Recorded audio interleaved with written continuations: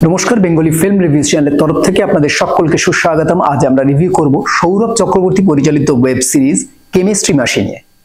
আপনাদের প্রথমেই জানিয়ে রাখি যে এই ছবিটির মূলত গল্প হচ্ছে একজন ফেমাস ইউটিউবার বনাম একটা সাকসেসফুল ইনস্টিটিউটের কম্পিটিশন। ফলত দেখা যায় জেনারেলি আমাদের দেশে বিভিন্ন কম্পিটিটিভ এক্সামের জন্য ভ্যালুয়েবল বিভিন্ন সাকসেসফুল ইনস্টিটিউট আছে, যেখান থেকে প্রায় 70% প্রফেশনাল বেরোয়, যারা পরবর্তীকালে ডাক্তার ইঞ্জিনিয়ার হয়ে বড় বড় জায়গায় যায়। কিন্তু সেখানকার স্টুডেন্টরা ঠিক কতখানি নলেজেবল, এটাই প্রশ্ন। সেই জায়গাটা এতটাই প্রফেশনাল, যারা ধরতে পারছে ঠিক আছে, এরকম অনেক দৃষ্টান্ত আছে, যারা ধরতে পারছে না তারা কিন্তু সাকসেস হতে পারছে না। ঠিক সেরকম জায়গা থেকে সরে এসে একজন খুব সাধারণ মানুষ যে একজন ইউটিউবার হয়ে ওঠে এবং একদম ঘরোয়া প্যাটার্নে কেমিস্ট্রি পড়ায় এবং সেখান থেকে সে বহুল জনপ্রিয়তা অর্জন করে। এবং সেখানে তাদের স্টুডেন্ট কারা, যারা ওই ভ্যালুয়েবল ইনস্টিটিউটগুলোতে পড়তে পারে না, অর্থাৎ গরিব মানুষরা। এক জায়গায় দেখা যাচ্ছে এই ইউটিউবার অনেক বড় হয়ে যাচ্ছে, অনেক ফেমাস হয়ে যাচ্ছে, যার জন্য এই সাকসেসফুল ইনস্টিটিউটগুলো পড়ে যাচ্ছে, ঘাটতি হচ্ছে, বিভিন্ন রকম অ্যালিগেশন আনছে এবং তার ইউটিউব চ্যানেলটি বন্ধ করার চেষ্টা করা হচ্ছে। আখেরে গিয়ে বন্ধ করতে পারলো, এটা জানতে গেলে এই ওয়েব সিরিজটি পুরো দেখতে হবে। টোটাল ওয়েব সিরিজটি মানে হইচইয়ের এই টোটাল ওয়েব সিরিজটি 6টি এপিসোড আছে, আপনারা দেখতেই পারেন। কিন্তু এর কিছু পজিটিভ পয়েন্ট যেটা আমার ভালো লাগলো সেটা বলি। অনেকদিন বাদে দেবশ্রী রায়কে আমরা আবার ফিরে পেলাম, সেটা ছবিতে না হোক ওয়েব সিরিজে তো পেলাম, এটা একটা আমাদের কাছে বড় পাওনা। সেকেন্ডলি হচ্ছে এই ছবির যে স্টোরি রাইটিং সেটা বেশ মোটিভেশনাল, কারণ এর সাথে আমরা সুপার 30 অর্থাৎ ঋত্বিক রোশনের যে সুপার 30 বলে ছবিটি এসেছিল তার একটা কম্প্যারিজন আমরা করতে পারি। কিন্তু কম্প্যারিজন করা যাবে না, সেটা আমি পরবর্তীকালে বলছি।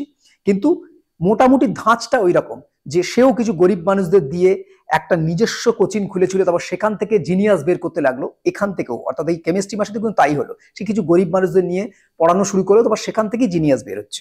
এই বিষয়টা অনেকটা এক, কিন্তু ওয়ে অফ প্রেজেন্টেশনটা কিন্তু একটু আলাদা হয়ে যায়। যাই হোক, এই ছবির যে জায়গাগুলো চুজিং করা হয়েছে, অর্থাৎ লোকেশনটা কিন্তু বেশ ভালো লাগলো আমার, এবং একটা ঝকঝকে চকচকে একটা পরিষ্কার যেরকম ওয়েব সিরিজ হয় সেরকম।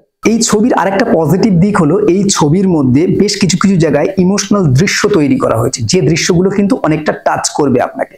বিশেষ করে দেবশ্রীর মেয়ে এবং তার যে বয়ফ্রেন্ড, তাদের মধ্যে যে কেমিস্ট্রি, তাদের মধ্যে যে ঝগড়া, এই জায়গাটা কিন্তু অনেকটাই ওয়ার্ক করে যায়। তবে এই ছবিতে শঙ্কর চক্রবর্তীর কিন্তু রোলটা আমার বেশ ভালো লেগেছে, এবং সবচেয়ে ভালো যেটা লেগেছে সেটা এই ওয়েব সিরিজের মধ্যে যে ওই সাকসেসফুল ইনস্টিটিউটে যে চেয়ারম্যানের ভূমিকায় অভিনয় করেছে, তার জায়গাটা, তার প্রোনাউন্সিয়েশন, তার বলার ধরনটা একদম প্রফেশনাল লেগেছে। এটা একটা ভালো দিক বলা যেতে পারে।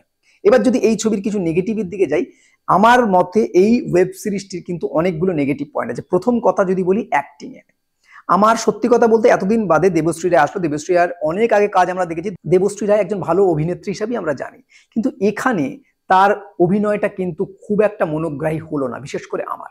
কারণ আমি দেখলাম যে কিছু কিছু জায়গায় যেখানে সে কাঁদছে, সেই কান্নাগুলো অনেকটা মেকি লাগছে। সে যখন ইউটিউবের সামনে প্রথম বলছে, তার যে ফাম্বেল ব্যাপারটা, সেটা অনেকটা মেকি লাগছে। এছাড়া বাকি যে সমস্ত ক্যারেক্টারগুলো আছে তারাও অনেকটা ক্যামেরা কনসার্ন বলে মনে হচ্ছে। অনেকেরই জায়গায় ঠিকঠাক করে অভিনয় করছে বলে মনে হচ্ছে না। এগুলো জায়গায় আছে যেখানে আরো পার্শ্ববর্তী যারা অভিনেতা তারা অভিনয় করছে বলে পরিষ্কার বোঝা যাচ্ছে। আমি জানি না এটা অ্যাক্টিং এরও ভুল হতে পারে, বা ঠিকঠাক করে এদেরকে ডিরেক্ট করা হয়নি, এরকমও হতে পারে। ওয়েব সিরিজের মেকিং নিয়ে কিছু বলার নেই, মেকিং মোটামুটি সোসো। এর যে টেকনিক্যাল পার্ট আছে, টেকনিক্যাল পার্টের মধ্যে আমি যদি এডিটের কথা বলি, এডিটটা আমার খুব একটা ভালো লাগেনি, কারণ এডিটে কিছু কিছু জায়গায় আমার ল্যাক মনে হচ্ছে, মানে কিছু কিছু জায়গায় এডিটে মেরানোটা একটু জার্ক লেগেছে আমার কাছে। এছাড়া কালার গ্রেডেশন এখানে কিছু বলার নেই, কারণ এটা একটা সিম্পল ঝকঝকে একটা মানে ওয়েব সিরিজ, এটুকুই বলা যেতে পারে। ব্যাকগ্রাউন্ড মিউজিক নিয়ে তেমন কিছু বলার নেই, যেমন হয় তেমনি। কিন্তু সবচেয়ে বড় জিনিস হচ্ছে যে এই ছবির স্ক্রিপ্ট রাইটিংটা, এটা কিন্তু আমার ভালো লেগেছে। এটা একটা ভালো জায়গা, যেটা আমাকে পজিটিভ পয়েন্টে বলার কথা ছিল, কিন্তু আমি সেটা এখানেই বলে দিচ্ছি যে এর স্ক্রিপ্ট রাইটিংটা আমার ভালো লেগেছে। কিন্তু ওভারঅল ছবির যে মেকিং, সেই মেকিংটা কোথাও যেন ল্যাক হচ্ছে। নাহলে এই ছবির যেভাবে স্টোরি ডিজাইনটা করা হয়েছিল, ঠিকঠাক করে করতে পারলে এই ওয়েব সিরিজটি কিন্তু অনেকটা দূর যেতে পারতো।